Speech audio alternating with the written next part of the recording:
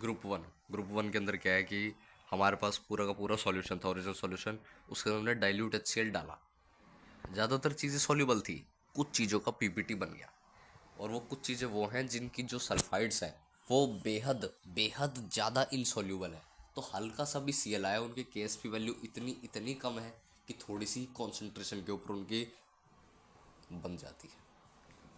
हमने उसको देखा, ऑल वाइट होती है, कोई डाउट एंड डिबेट नहीं है। हमने उसके अंदर गर्म पानी डाल दिया। गर्म पानी में सब कुछ इनसॉल्यूबल रहता है, बस PbCl2 पिघल जाता है, PbCl2 सॉल्यूबल हो जाता है। फिर PbCl2 जो है उसको हम आगे, अब देखो सॉल्यूबल हो चुका है, तो जो सॉल्यूबल बन के सॉल्यूशन निकला है उसके अंदर हमें आशंका है, थोड़ा सा लग रहा है कि PbCl2 हो सकता है, लेकिन कुछ और भी हो सकता है। तो उसका हम कंफर्मेशन करते हैं। कंफर्मेशन के लिए हम उसके अंदर पहले KI डालते हैं। तीनों अलग अलग हमने सॉल्यूशन प्रिपेयर किया, सॉल्यूशन के कुछ ड्रॉप्स हमने KI के सॉल्यूशन में डाली। जैसे KI के अंदर डाला, PbI2 बन गया जो येलो कलर का है, तो हमें एक कंफर्मेशन हुई, हाँ भाई, कि PbI2 बना है KI के अंदर डालने पे।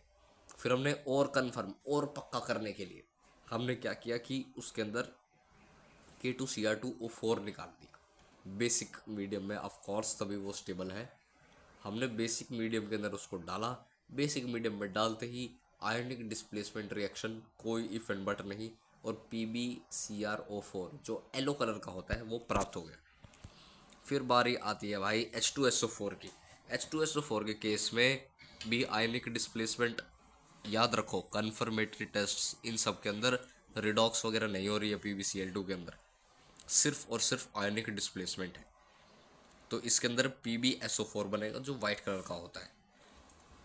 अब ये PbI2 बन गया, ये सारे PPT हैं, येलो येलो वाइट। लेकिन इनका क्या है, जब हम इसको गर्म पानी में डालते हैं PbI2 को, तो गर्म पानी में डाल के ये फिर सॉल्यूबल हो जाता है, तो PbI2 की कन्फर्मेशन मिल जाती है कि PbI2 ही बना होगा। उसके बाद बारी आती है क्रोमेट वाली। क्रोमेट को भी हम गर्म, हॉट, NaOH, याद करो। इसके अंदर ये बेसिक मीडियम में स्टेबल होता है, और क्रोमाइल क्लोराइड टेस्ट के अंदर भी ऐसे ही हम कुछ कुछ करते हैं, हालांकि सेम नहीं होता लेकिन कुछ कुछ ये भी सॉल्युबल हो जाता है। अब PbSO4 जो Pb है, PbSO4 नॉर्मली अमोनियम एसीटेट के अंदर सॉल्युबल है। Pb का एसीटेट जो है वो कुछ चुनिंदा सॉल्ट्स में से एक है जो Pb का है और सॉल्युबल है। Pb के बहुत ज़्यादातर सॉल्ट जो होते हैं वो इनसॉल्युबल ही होते हैं, लेकिन जो एसीटेट है वो सॉल्युबल है, तो उसका हमने एसीटेट के अंदर डाला और सॉल्युबल कर दिया।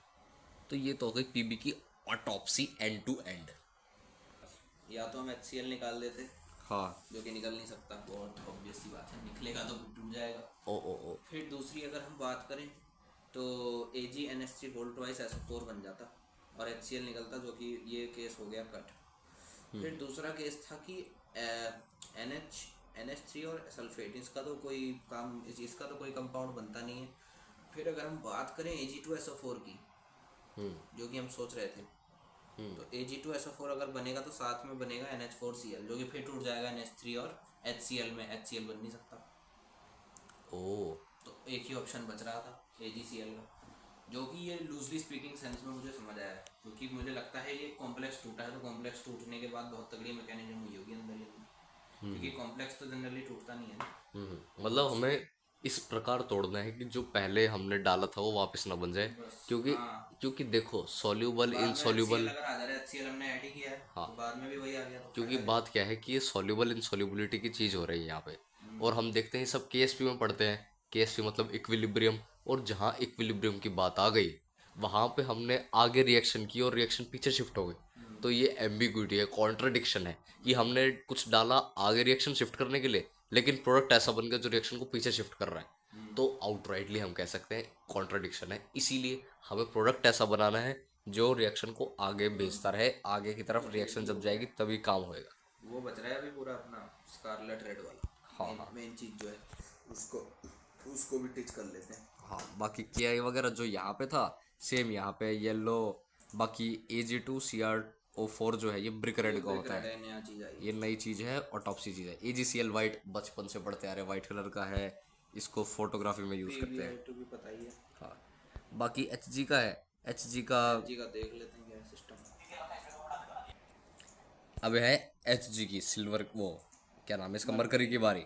मरकरी के अंदर हमने अमोनिया डाला, मरकरी के अंदर अमोनिया डाल के रिडॉक्स रिएक्शन जैसा सा कुछ कुछ हो गया, Hg बन गया और HgNH2Cl बन गया। ठीक है, फिर इसको हमने एक्वा रिजियो में डाल दिया। एक्वा रिजियो के अंदर डालने के बाद क्या हुआ, HgCl2 बन गया और HgCl2 को वापस स्टेनस क्लोराइड के अंदर डाल दिया। उसके बाद बन गया Hg और SnCl2, ये फिर ग्रे कलर का बन गया। तो देखो, शुरुआत हमने की थी ब्लैक कलर से। ये जो होता है ना Hg ग्रे कलर का होता है, सिल्वर मेटल मरकरी सब देखा हुआ है हमने, ग्रे कलर का होता है। और जो ये HgNH2Cl है, ये वाइट कलर का होता है। लेकिन इन दोनों को मिलाते हैं तो ब्लैक हो जाता है। ये कलर थ्योरी की ख़त्म कर रखी है बिल्कुल, लेकिन क्वासी साइंस से याद कर लेंगे। बहुत जगह हो जाता है। हाँ दो लाइट होती हाँ, तो इसको एक्वारीजे में डाल दिया, एक्वारीजे में डाल के ये हो गया। SN2Cl2 डाला, फिर वापस ग्रे हो गया। बाकी SnCl2 इसका कोई मतलब नहीं है। तो ये हो गई है पूरी की पूरी ग्रुप 1 की ऑटॉप्स।